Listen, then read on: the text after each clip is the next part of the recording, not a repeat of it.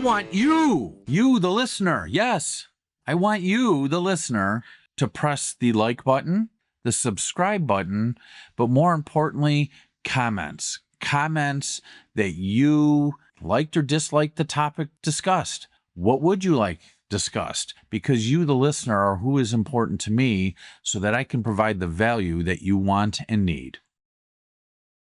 Joel, Yes, Ray? this one might be a little spicy. Difficult? Challenging. You might need some brass ones.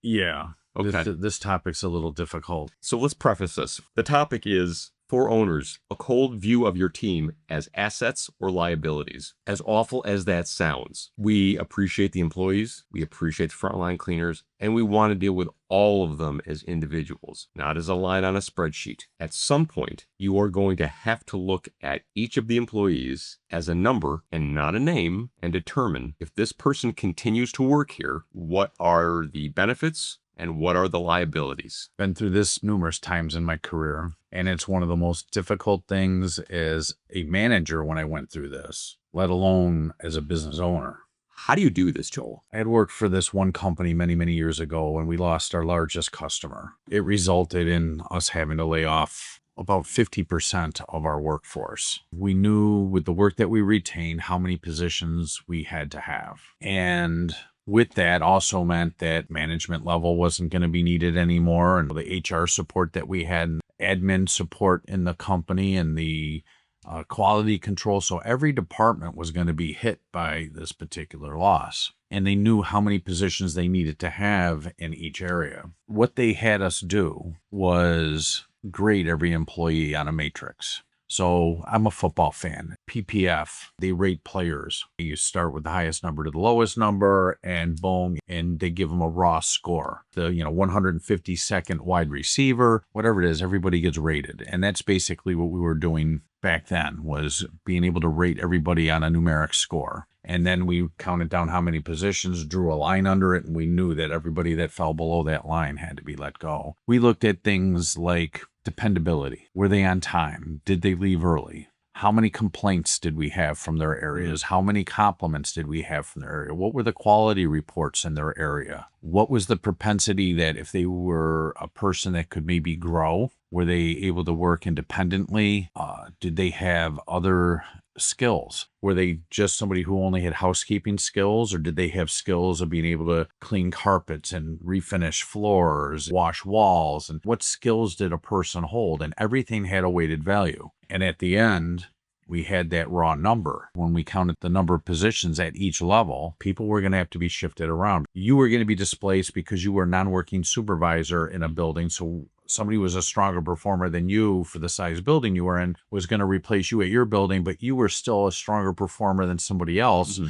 It also meant having to juggle people around and do a lot of additional cross-training. You're still going to work here, but we have to move you to this facility. You're going to have a little less responsibility. We're not going to affect your pay or your benefits, but we now need to move you from a building where you manage 50 people to a building that you can manage 20 people, because we know you have what it takes. But we have somebody who managed several thousand employees that is going to be taking over your position. Mm-hmm. So if you told us no, then we knew that you were going to want to leave. Then we'd have to look at the next person that was below the cut line for those positions. It's a lot of management steps. And it was a ton of management steps. And it meant a lot of HR involvement, a lot of operational people and everything else. And I can remember by the time the so-called hatchet hit, and you saw who was left, I was in a position of almost survivor syndrome, where I couldn't believe I made the cut. And other people that had been my mentors and my coaches and my trainers were now gone. And I figured there was no way that they would have, because of the knowledge level they had compared to my knowledge level at the time. I was just stunned. At the end of all of it, I was still standing,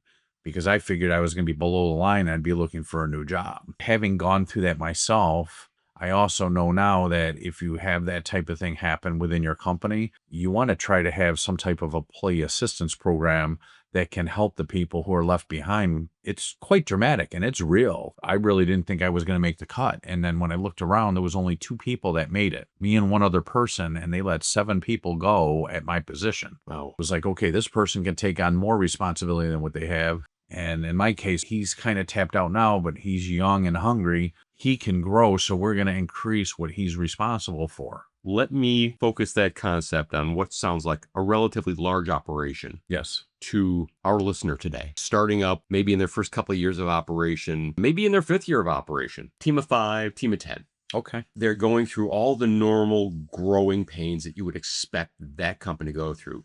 They win a bid, they lose a bid, they win 2 clients, they lose 1. It's another day in the cleaning world. There's a series of customer complaints. Happens all the time. Oh, yeah. How does this owner with 10 employees decide, how do I trim the team to grow? What do they do? Well, the first thing is find out, why are these complaints happening? Where is the real problem? It may not be that frontline employee's fault. Do they have the right equipment, the right materials? Do they have the right supplies? Have they been trained properly? Or is it a person who's been a long-term employee that's kind of moved around from account to account? Because as you lose some things and you just said, oh, this person shows up every single day. They're here. They're dedicated. They show up early. They stay late. They're a person I can go ask and work late because I know they're going to do it. Yeah, Arrival time is important. We would consider probably dependability. it is. But arrival time and doing a job. And that's what I'm saying. All of a sudden you see that it's this individual. Everywhere they go, it creates the same problem, no matter what customer they're at. And you keep losing work, but you keep plugging this person into that hole. Is it a management problem? Is it an employee problem? And you really have to dig and find out what the real issue is. It's almost like having to handle a dispute between 2 employees and actually interview both their direct supervisor. Maybe it's yourself, look in the mirror, or is this person really just lacking the knowledge and the trainability? Delving in and actually finding the true root problem, because that person that you keep plugging in somewhere might have what's called a halo effect. Define the halo effect, please. The halo effect, maybe they've been that dependable person and they're the one person that never calls in sick and they're always willing to stay late. So you kind of put the superhero cape on them in this halo and you think they can do no wrong, but you realize that, hey, they're the problem, and being able to snip that cord is sometimes very, very difficult. Okay. Maybe it's a family member. Maybe it's your significant other, your spouse that works the business with you. And that can be very difficult to say, you're just not cutting the mustard. I've seen a number of businesses started by couples. That alone is a very challenging situation. It's great when it's great, and when it's bad, it's awful. I wouldn't know anything about that. I wasn't going there. It sounds, Joel, like you might actually have this as part of your coaching process for your customers. I do. It is something that I can help them with. I've helped companies that are smaller, but real challenges about maybe the person is promoted into a position that they are no longer capable of doing. When our listener, the owner, is finally ready and needs help, Pull that bandage off. rip it right off, baby, and call Joel. Joel, thank you. You're welcome.